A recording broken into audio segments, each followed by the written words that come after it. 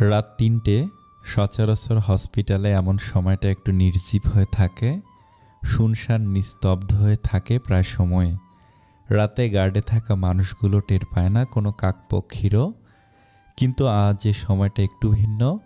হসপিটালের করিডোরে চলছে কারো কারো হৃদয় বিদারক কান্নার আর্তনাদ। শোকের কান্না সেটা।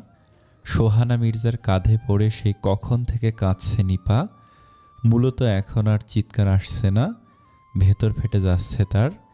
সোহানা মির্জা এবার তার পাশে বসা নিধির দিকে তাকালো। মেয়েটার মুখের অবস্থা বেহাল। তিনি নিধিকে ইশারায় নিপার পাশে বসতে বললেন। নিধিও তাই করল। সোহানা মির্জা এবার করিডোরের শেষ প্রান্তে একটি রুমের সামনে গেল। সেখানে নাহিদ মির্জা ও নওয়াজ মির্জা বসে কাঁদছেন। সোহানা বেডে শোয়ানো আয়েশা মির্জার মরদেহটার দিকে লক্ষ্য করলেন। তার পাশে বসা নাভান, তিনি নাভানের কাঁধে হাত রাখতে পিছু ফিরে সে ছেলের মুখ দেখে চমকালেন। এ যাত্রা অনেক কষ্ট পেয়েছে নাভান। আয়েশা মির্জা ছিল তার খুব কাছের। নাভান মাকে জড়িয়ে ধরে, অস্পষ্ট স্বরে বলে ওঠে, এমনটা হলো কেন মা? আমি মেনে নিতে পারছি না কিছুতেই। সোহানাও ছেলেকে ধরে কেঁদে ওঠেন। কেন এত বাধা চলে এসেছে তাদের জীবনে? আজকের দিনটা কি একটু সুখের স্মৃতিময় হতে পারত না? হয়তো এমনটাই হওয়ার ছিল। সোহানা তাদের কাউকে কোনো কিছু বলে সান্ত্বনা দিতে পারলেন না। ছেলেকে জড়িয়ে ধরে কেঁদে উঠছেন বারংবার। আয়েশা মির্জার এমন মৃত্যু মেনে নিতে পারছে না কেউই। হৃদয়ের কোন জায়গাটা আসলে ক্ষতিগ্রস্ত হয়েছে তা বুঝতে পারছে না মির্জা বাড়ির কেউই। আয়েশা মির্জা ছিলেন বটবৃক্ষের মতন তাদের ওপর ছায়া, যা এখন আর নেই। নাভানকে বুঝিয়ে নিয়ে কোনো রকম বাইরে এলেন তিনি। করিডোরে শোয়ানো আরও দুটি মরদেহ, ঈশানদের গাড়ির ড্রাইভার এবং বিপরীত পাশে লরির ড্রাইভারের লাশ। দুজনে স্পট ডেথ। মেডিকেল রিপোর্ট অনুযায়ী মদ খেয়ে গাড়ি চালাচ্ছিল লরির ড্রাইভার। ব্যালেন্স হারিয়ে এই কাণ্ড ঘটায়। সোহানা মির্জা ও নাভান আইসিইউর সামনে যায়। সেখানে করিম পরিবারের সবাই রয়েছে, সাথে আছে ইনাও। সোহানা মির্জা মিনারা বেগমের পাশে বসলেন। তিনিও মেয়ের জন্য কেঁদে অস্থির, তোলপাড় করে চলছেন। ঈশান আর তিথি দুজনেই লাইফ রিস্কে আছে। ঈশানের বাঁ পায়ের প্রচুর ইনজুরি হয়েছে। স্বজন হারানোর ভয় যেন সবার ভিতরে ধেয়ে আসছে। কেন এমনটা হলো? মেয়ে বিদায় দেওয়ার ঘণ্টা পেরোয়নি, তার মধ্যে এমন সংবাদে নড়ে গেছে যেন পুরো করিম পরিবার। নাহিদ মির্জার ফোন কলের সঙ্গে সঙ্গে সবাই হসপিটালে এসে পৌঁছায়। ফাহাদ আর জান নিজেদের গম্ভীর প্রকৃতি মুখের আদল এখনও ধরে রেখেছে। তাদের দেখে বোঝার জো নেই ভেতরে কি চলছে। আকস্মিক বিপর্যয় উতরিয়ে সাফল্য অর্জন করতে পারবে কি তারা? আজকের রাতটা যেন দীর্ঘ হতে চলেছে, শেষ যেন হচ্ছেই না। ফাহাদ পা চালিয়ে নিধির কাছে যায়। নিপা আপাতত সেখানে নেই। নিধি একাই আমাবস্যার ন্যায় মুখ করে বসে আছে। ফাহাদ নিধির পাশে বসল। আদুরে ভঙ্গিতে নিধির মাথায় হাত বুলিয়ে বলে উঠল, চোখে মুখে পানি দিয়ে আসো, ভালো লাগবে কিছুটা। নিধি অসহায় মুখে তাকিয়ে রইল ফাহাদের পানে। আদৌ কি ভালো লাগাটা শরীরে স্থায়ী হবে? হবে না তো। প্রিয়জনের হঠাৎ এভাবে হারিয়ে যাওয়া হৃদয় কি করে মানবে? নিধি ফাহাদকে জড়িয়ে ধরে ফুপিয়ে কেঁদে ওঠে। অস্থির তোলপাড় করে তোলে বক্ষস্থলের উত্তাল হৃদয়টাকে। ফাহাদ নিধির পিঠে হাত বোলায়। নিশ্চুপ হয়ে থাকলো কিছুক্ষণ। নিধি কান্না ভেজা চোখে তাকিয়ে ফাহাদকে বলে ওঠে, আমি নিজেকে সামলাতে পারছি না ফাহাদ। কেমন অস্থিরতা আমাকে ঘিরে ধরেছে। দাদির আমার মৃত্যুকে আমি মানতে পারছি না। কি হতো আজকের দিনটা একটু সুখের হলে? একটা নর্মাল দিন কেন হতে পারলো না? এই মৃত্যুর মিছিল আমি মানতে পারছি না। ফাহাদ নিধির কপালে অধর ঠেকালো। অতঃপর ম্লান কণ্ঠে বলে উঠল, জীবনটা ক্ষণস্থায়ী নিধি, কোনো কিছুর ভরসা নেই। আজ আছে কাল নেই, যুগ যুগ এমন হয়ে আসছে, সামনে আরও হবে। জীবনটা অল্প সময়ের, তাই সবার উচিত বর্তমানটা মেনে নিয়ে ভবিষ্যতের জন্য নিজেকে তৈরি করা। আজকে আসি কাল নাও থাকতে পারি কেউ, মেনে নিতে হবে সবটা। নিধি কিছু বলে না, জড়িয়ে রাখে ফাহাদকে, মিশে থাকে বক্ষপিঞ্জরে। সত্যি তো, এই বিশাল পৃথিবীতে সবার মৃত্যুর স্বাদ গ্রহণ করতে হবে, মেনে নিতে হবে ভবিষ্যৎ। এই ছোট জীবনটা মাত্র কিছুদিনের, এতে কোনো অভিমান পুষে রাখা কি খুব জরুরি? হয়তো না। থাকুক না কিছু কিছু অভিমান অবহেলায়। রক্তস্নাত সেই আমাবস্যার রাত পেরিয়ে ভোরের আলো ফুটেছে ধরণীতে, পরিণত হয় এক স্নিগ্ধ মধুময় ভোরের সকাল। কিন্তু এই দিনটাই কারো কারো কাছে বিষাক্ততায় ঢেকে আছে। ঈশানের অবস্থা আগে থেকে উন্নতি হয়েছে কিছুটা। সময় গড়ায় সকাল 10টা নাগাদ হসপিটালের সম্পূর্ণ ফর্মালিটি শেষ করে আয়েশা মির্জাকে বাড়িতে নিয়ে যাওয়া হয়েছিল। মির্জা বাড়ির এখনও কৃত্রিম আলো আর ফুলের স্তূপে ভরপুর। নতুন বউ বরণের ডালাটাও এখন অযত্নে অবহেলায় পড়ে রয়েছে। সেগুলো পেরিয়ে বাত আসর তার জানাজা শেষ করে চিরসজ্জায়িত করা হয়েছিল। আয়েশা মির্জাকে খাটিয়া করে নিয়ে যাওয়ার সময় সবচেয়ে বেশি ভেঙে পড়েছিল নাভান আর নিধি। ঈশান থাকলে হয়তো তার গিন্নির জন্য এমনই করত। নিধি অতিরিক্ত কান্নায় জ্ঞান হারিয়েছিল, আর তাকে ধরে রেখেছিল ইনায়া। ইনায়ারও আয়েশা মির্জার এমন দুর্ঘটনার মৃত্যুটা খুব কষ্ট দিয়েছে। আয়েশা মির্জার খুব ইচ্ছে ছিল 2 ছেলে আর 2 নাতি তার খাটিয়ে বহন করবে। ঈশানের জায়গাটা পূর্ণ করেছিল ফাহাদ। নিজের হাতে গড়া শান্তি ভিলাকে বিদায় জানিয়ে আয়েশা মির্জাকে নিয়ে যাওয়া হয়েছিল তার শেষ এবং আসল ঠিকানায়। দিন পেরিয়ে রাত ঘনিয়ে আসে, তার সাথে যেন প্রিয়জন হারানোর হাহাকার ঠেলে বেরিয়ে আসে ভেতর থেকে। মিজানুল করিম আর মিনারা বেগমকে জোর করে বাড়িতে পাঠানো হয়েছে, তা স্বয়ং জান করেছে। এখানে থাকলে তাদের মানসিক অবস্থা আরও খারাপের পথে। নাভানের সাথে কথা বলে ফাহাদ মির্জাবাড়ির সবাইকেও বাড়িতে ফিরতে বলে। নিধি আর নিপা প্রথমে জেদ ধরলেও নাভানের সামনে তা ফিকে হয়ে যায়। অন্যথায় তাদের এখানে থাকার কারণ দেখল না নাভান। নিধি ফাহাদের দিকে অভিযোগের দৃষ্টিতে তাকালো। ফাহাদ একটা দীর্ঘশ্বাস ফেলে নিধিকে নিয়ে একটু দূরে যায়। অতঃপর গম্ভীর গলায় বলে ওঠে, বোকামি কেন করছে বলো তো? আমরা আছি তো এখানে, তুমি বাড়ি যাও। আর হ্যাঁ, সবাইকে বোঝানোর দায়িত্ব তোমার, আর কোনো কান্নাকাটি নয়। নিধি প্রত্যুত্তরে করতে পারল না, সহসেই ফাহাদের উক্তি মেনে সবাইকে নিয়ে হসপিটাল ত্যাগ করল। সন্ধ্যারাত পেরিয়ে গেছে, আকাশ নিঝুম কালো, কোথাও চাঁদের দেখা নেই। ঘন ঘন মেঘ ডাকছে, তার সাথে বইছে হিম শীতল হাওয়া, প্রচণ্ড বাতাস। হয়তো ভারী বর্ষণের আহ্বান জানিয়েছে প্রকৃতি। রাস্তার চলাচলকৃত মানুষের এখন ঢের বেশি বাড়ি ফেরার তাড়া। দোকানিরা কেউ কেউ দোকানের শাটার বন্ধ করে ফেলেছে। রাস্তা আস্তে আস্তে হয়ে আসছে নির্জন। বাতাস ঝাপটিয়ে উড়িয়ে দিচ্ছে রাস্তার বালি। সেই বাতাসের গতির মতোই সাই করে চলছে জানের কালো মার্সিডিজ। খুব দক্ষ হাতে গাড়ি ড্রাইভ করছে সে। পাশে বসা ইনায়া, যে মলিন মুখে বাইরে দৃষ্টি স্থির করে আছে। প্রকৃতির হঠাৎ রং বদলের ধরন দেখে ইনায়া হাসল। আকাশ আজ কাঁদুক, আজ তার কান্নার দিন, কেননা তার বুকেতে মেঘ নামক যাতনা বাসা বেঁধেছে। তা সে কেঁদে বৃষ্টি করে ঝরিয়ে দিক, আজ আকাশ কেঁদে নিক। ইনার বলা বিড়বিড়ানো কথায় জান ভুরুকুটি কুঞ্চিত করে তাকালো তার দিকে। মুখটা গম্ভীর করে অস্ফুট স্বরে জিজ্ঞেস করে উঠল, আকাশের মন যখন খারাপ হয় তখনই কাঁদবে, কিন্তু তুমি বলো, আজকে ফ্ল্যাটে ফিরে কি খুব জরুরি?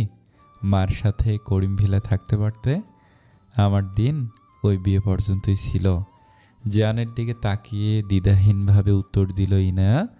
জান মুখে কিছু বলল না। গাড়িটা একটা ব্রিজের ওপর আসতেই সেটা দাঁড় করালো জান। গাড়ি থেকে নেমে পকেট থেকে বিপ বের করে টানতে লাগলো সেটা।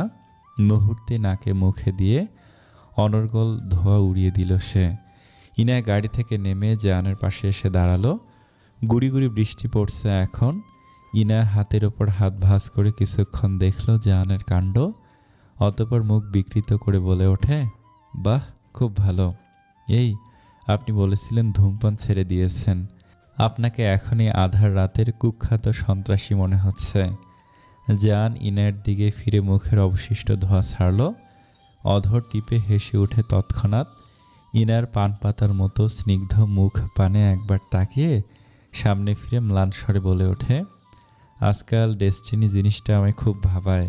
আগে ভাবতাম যার যার কর্মভোগেই ভবিষ্যতের ভাগ্য, কিন্তু না, এখন মনে হয় কোথাও কোথাও কখনো কখনো আমাদের ওই ভবিষ্যতের কাছে হার মানতে হয়।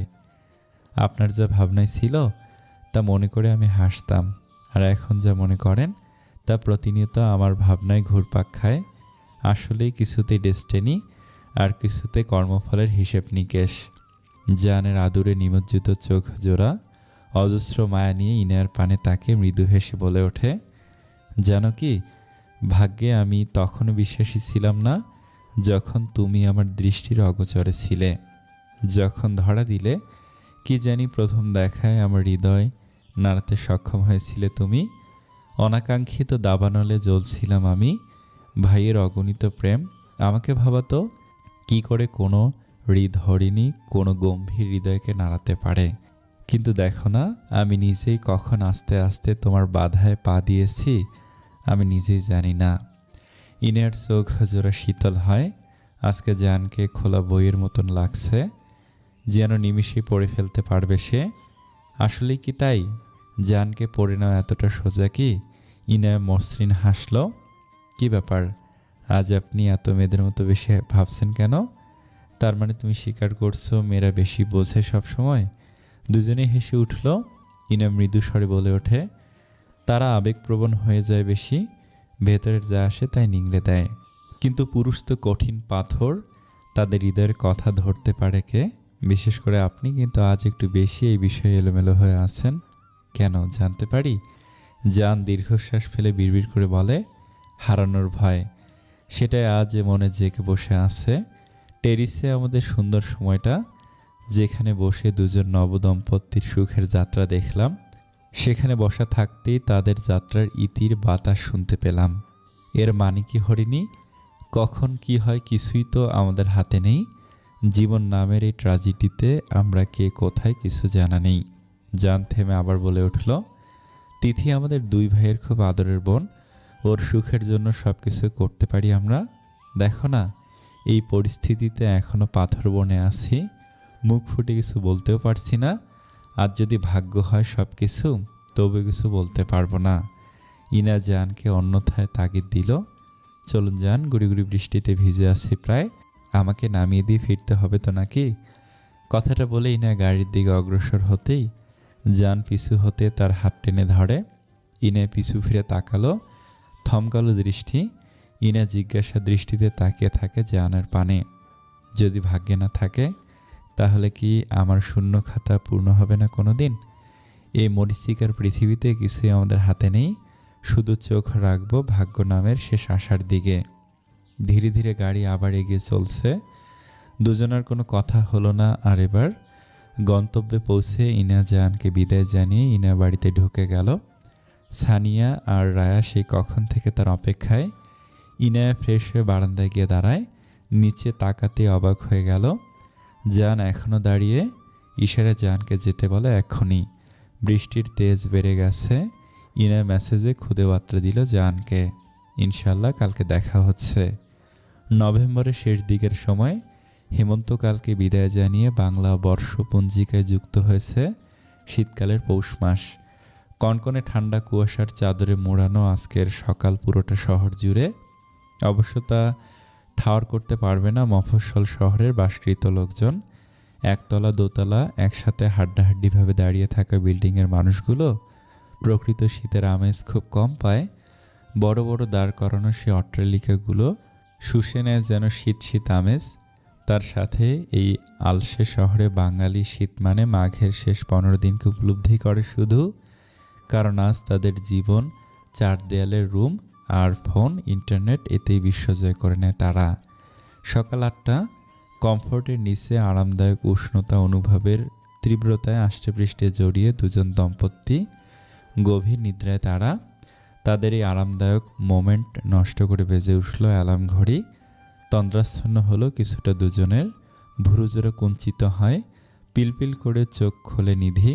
ভালো করে ঘুমটা ভেঙে আসতেই চোখ রাখে পাশে শোয়া ফাহাদের পানে। চোখ মুখ কুঁচকে রয়েছে তার। নিধি আড়মোড়া ভেঙে উঠতে গেলেই পারে না সেটা, কারণ তাকে দৃঢ় কঠিন বাঁধনে রেখেছে ফাহাদ। নিধি কিছুটা উপর হয়ে ফাহাদকে ডাকল, ফাহাদ শুনছেন? আমাকে ছাড়ুন, বেলা 10টা গড়ালো বলে। নিচে গিয়ে ব্রেকফাস্ট তৈরি করতে হবে তো, নাকি? কিন্তু না, এ কথা বলার পরে ফাহাদ তাকে আরও জড়িয়ে ধরে তার চওড়া বক্ষ পাঁজরে। নিধি বিরক্ত হলো খুব। এটা যেন নিত্যকার ঘটনা হয়ে উঠেছে। তীব্র রাগ নিয়ে মাথা উঠিয়ে ফাহাদের দিকে দৃষ্টি নিক্ষেপ করে নিধি। না, তার কোনো হেলদোল নেই। নিধি এবার রেগে গিয়ে ফাহাদের কোমরের কাছে সুরসুরি দিতেই তড়াক করে নিধিকে ছেড়ে দিয়ে এক হাত দূরে সরে যায় ফাহাদ। বিশ্ব জয় করার মতো হেসে ওঠে নিধি। ফাহাদের তন্দ্রাঘর কাটল।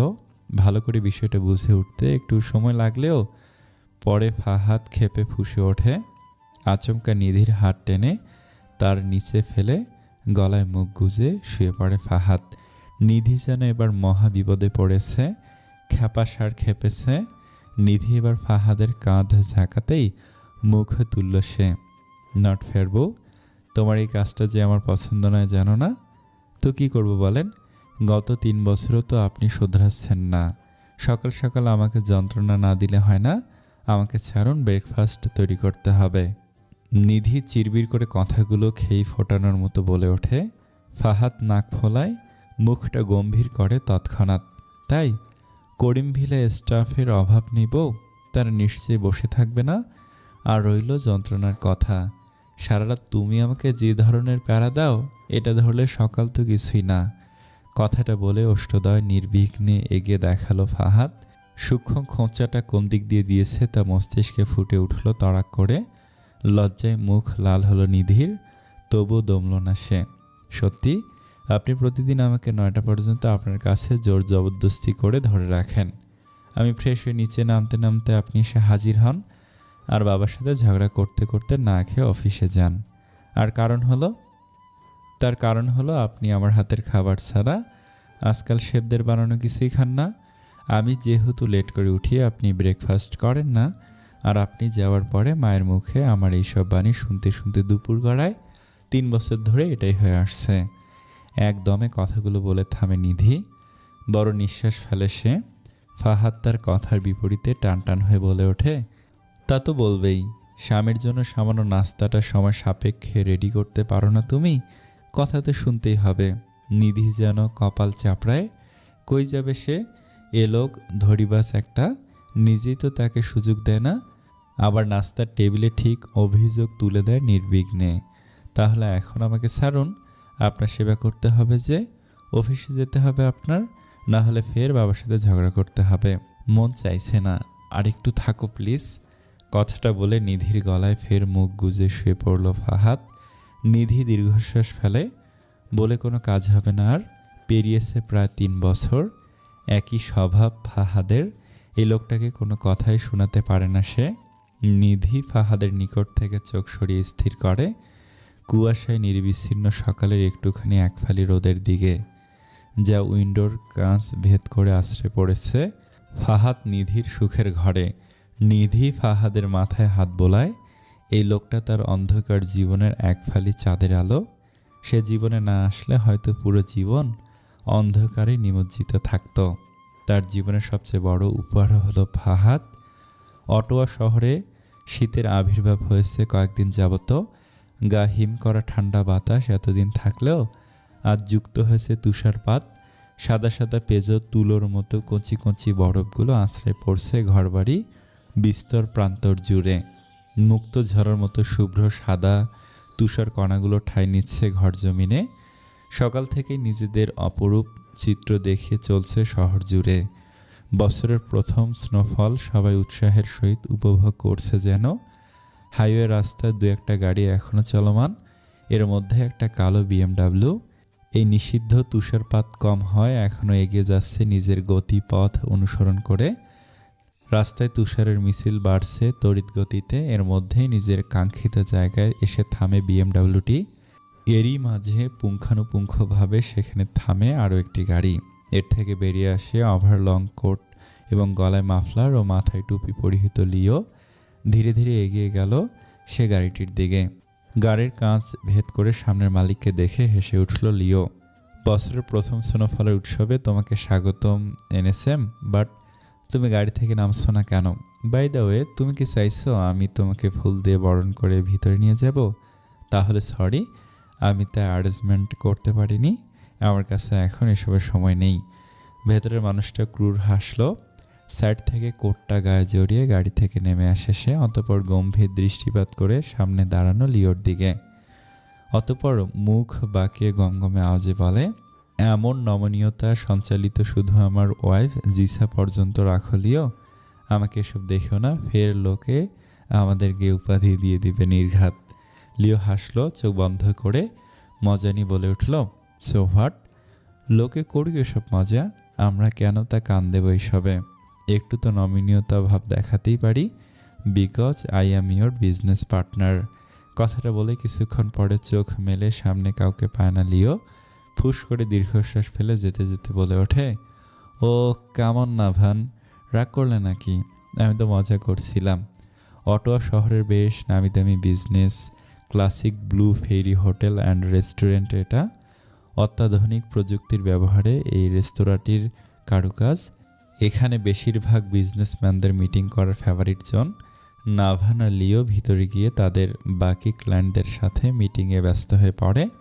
একটা জরুরি তলবে সবাই একত্রে হাজির হয়েছে আজকের এই তুষার ভরা দিনেও। লিও 2 বছর ধরে নাভানের কোম্পানির সাথে কাজ করছে।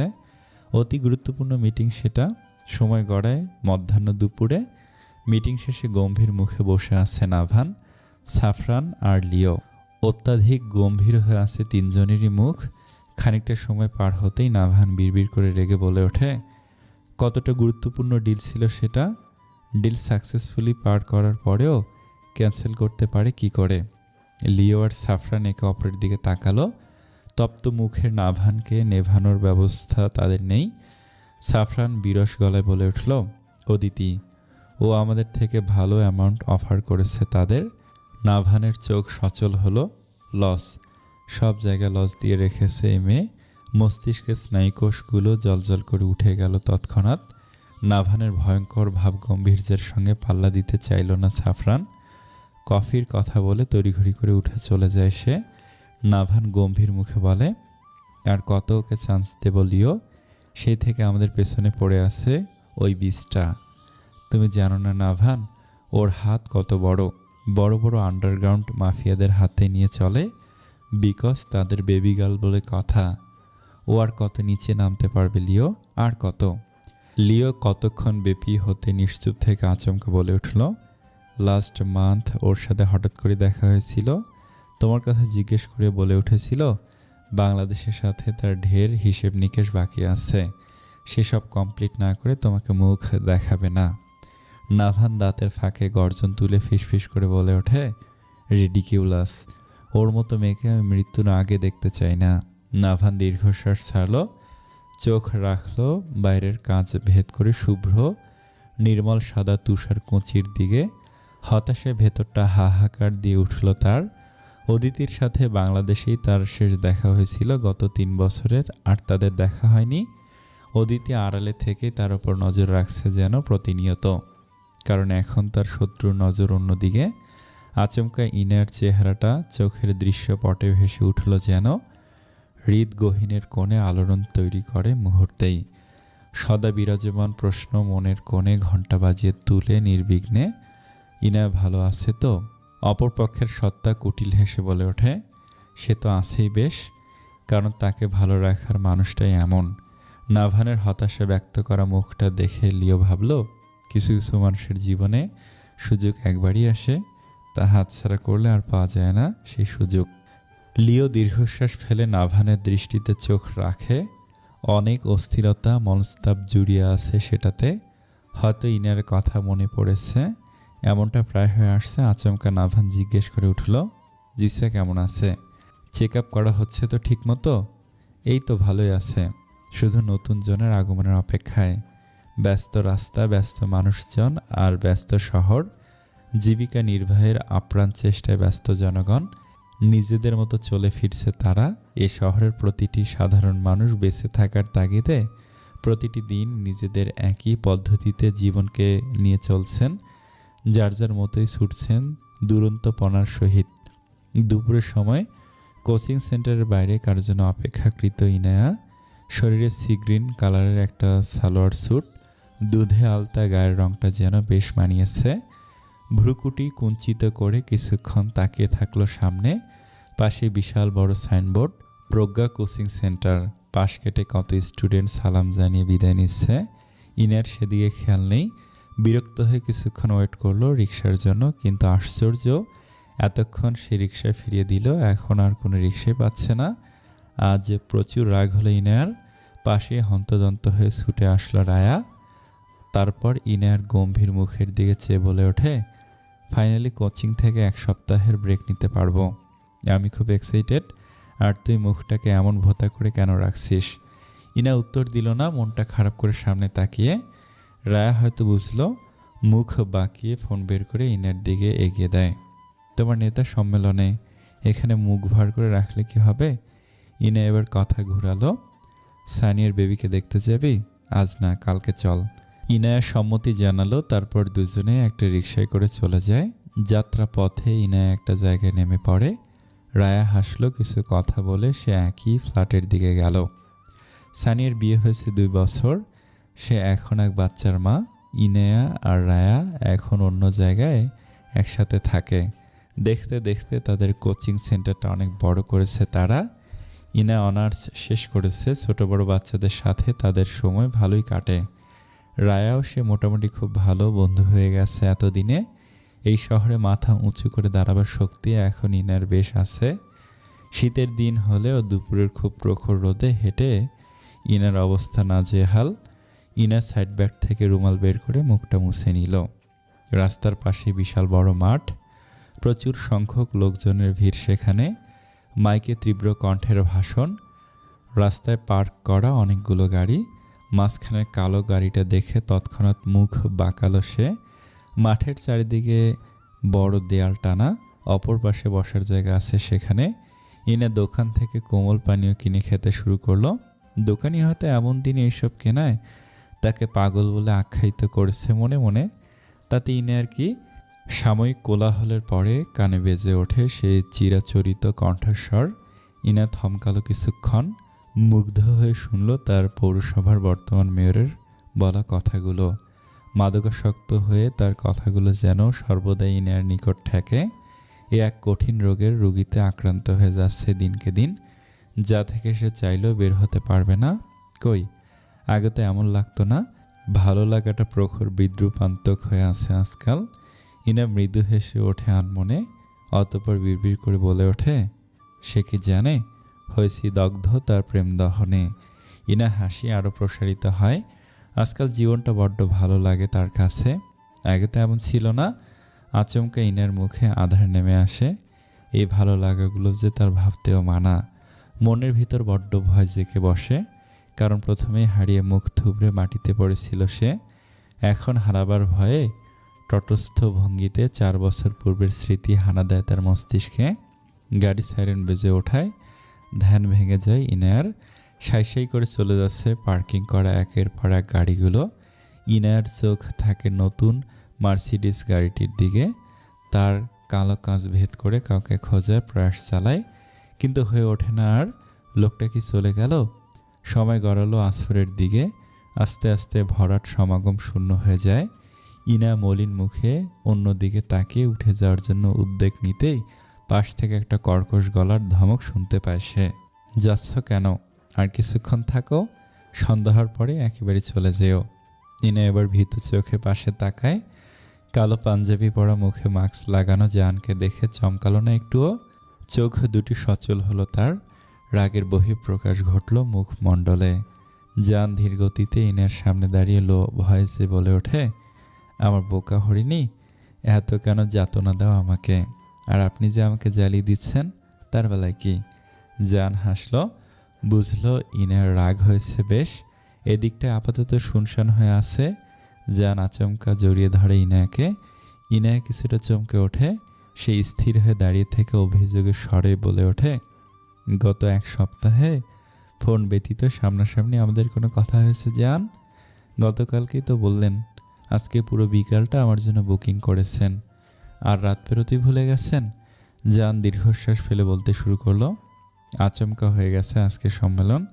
তোমাকে অনেক ফোন দিয়েছি, কিন্তু সেটা বোধহয় তোমার দৃষ্টিগোচর হয়নি। এখানে তোমাকে দেখে জাস্ট ডিস্ট্রাক্ট হয়ে গেছি। হাই। ইনার মুখ তুলে জানের দিকে তাকালো। জান অতি আদুরে ভঙ্গিতে বলে ওঠে, আমার লাইফটা অনেক রিস্কি, এর জন্যই বলেছি আমার কাজের আশেপাশেও থেকো না, কারো নজর লেগে গেলে কিন্তু পিঞ্জিরের বন্দি হয়ে পাখি হয়ে থাকতে হবে। তখন কিন্তু এখনকার মতো মুক্ত পাখি হয়ে ঘুরতে পারবে না। তাহলে ছেড়ে দিন না এই রাজনীতি, জনসংযোগ, আমরা আমাদের মতো বেঁচে থাকবো। ইনার কথায় জান ভুরুকুটি কুঞ্চিত করে তাকালো তার দিকে, অতপর শান্ত গলায় বলে ওঠে, রাজনীতি তো আমার রক্তে মেশানো, তা কি করে ছাড়বো? কেন? ফাহাদ ভাই তো নিধির এক কথায় রাজনীতি থেকে সরে এসেছেন, আপনি কেন পারবেন না? এই আপনার আমার প্রতি ভালোবাসা সব ঢঙের কথা। আচমকা জানকে সরিয়ে দিয়ে ইনে উল্টো হাঁটা দেয়। জান হতভম্ব হলো কিছুক্ষণের জন্য, বিষয়টা বুঝে আসতে ইনের দিকে এগিয়ে যায়। গোধূলির শেষ বিকেল, গোধূলির আলো মাখা আকাশপটের উপরে সেইটুকুই রঙিন আলো জানান দিচ্ছে। সামনে ঘনিয়ে আসছে শীতের কুয়াশাময় সন্ধ্যা, ঠান্ডাও লাগছে ঢের। সময় মাত্র কিছুক্ষণ। এই লালচে আলো মাখা শেষ গোধূলির রাস্তা ধরে ইনা মুখ ফুলিয়ে হেঁটে চলছে। পিছনে জান আসছে। ইনা পিছু ফিরে শাসানো ভঙ্গিতে বলে ওঠে, খবরদার নেতা সাহেব, পিছু আসলে কিন্তু জনগণের মার খাওয়াবো। জান চমৎকার হাসল, বুক ফুলিয়ে বলতে শুরু করে, পাবলিক তার নেতাকে মারার সাহস সহজে রাখে না হরিণী। ইনা কিছু বলল না। জান ইনার হাত এবার জোর করে ধরে নিয়ে যেতে লাগলো। ইনার আর রাগ দেখালো না। গাড়ির কাছে আসতে ইনাকে খুব জোরে জড়িয়ে ধরে জান।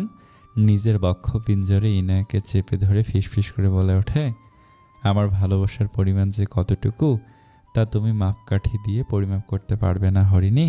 ইনে দীর্ঘশ্বাস ফেলে, যা জানের হৃদ গহীনে ঝড় মেঘে ডেকে তুলে তৎক্ষণাৎ। জানের কণ্ঠ গম্ভীর হয়, গরম স্বস্তির তোলপাড় গলায় বলে ওঠে, দ্বিতীয়বার আমার ভালোবাসাকে আঙুল তুলে কথা বললে সেটা আমি মেনে নেব না।